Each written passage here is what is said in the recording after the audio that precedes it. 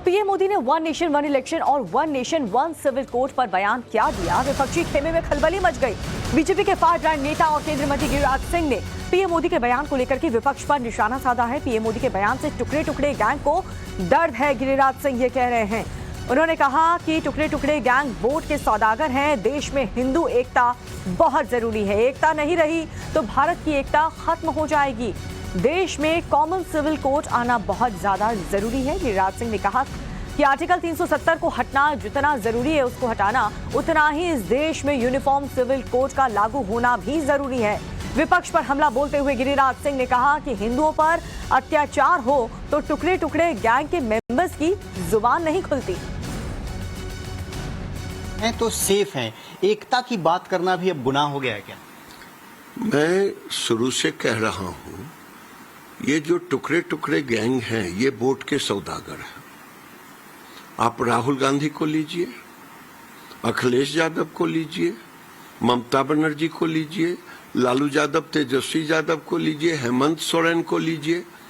ये लोग दुकान खोल दिए हैं जिनकी सरकार है। मान ली हेमंत की सरकार है, हेमंत जी ने बांग्लादेशी और रोहिंग्या के लिए एकदम रेड कारपेट बिछा दिए।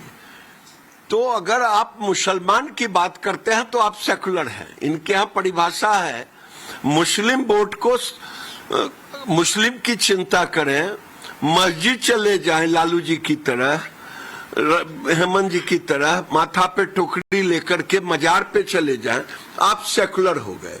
लेकिन अगर आप मंदिर चले गए और आरती कर लिए तो आप कॉमनल हो गए। अगर आपने हिंदुओं की एकता की बात की तो ध्रुवीकरण इनको दिखाई देगा। अगर हिंदू के ऊपर पहाड़ हो बहराइच की तरह तब इनकी जुबान नहीं खुलेगी, तब ये चुप रहेंगे। हिंदू मरे, हिंदू एकता की बात करें तो ये गुनाह है, क्योंकि तो जातियों में बांट करके ही वोट के सौदागर वोट लेते हैं और उधर तो सुरक्षित है। आज देश में ये जरूरी हो गया है। जी, आज प्रधानमंत्री ने इस बात का भी जिक्र किया कि हम वन नेशन वन इलेक्शन की तरफ तो बढ़ ही रहे हैं, इसके साथ ही वन नेशन वन कोड हो, यानी यूनिफॉर्म सिविल कोड का भी प्रधानमंत्री ने जिक्र किया कि ये बेहद जरूरी है और हमारी सरकार इसके लिए काम कर रही है। आज देखिए किसको बुरा लग रहा होगा जब उमर अब्दुल्ला कश्मीर में संविधान की शपथ ले। ये था पहले क्या? अगर 370 धारा की वकालत करने वाले लोगों से पूछता हूं, अगर नहीं हटा होता तो आज एक देश एक कॉन्स्टिट्यूशन हुआ। ये देश मजबूत हुआ कि कमजोर हुआ? उसी तरह से 67 तक तो वन नेशन वन इलेक्शन था ही, कांग्रेस के बंटने के बाद ये था ही। लेकिन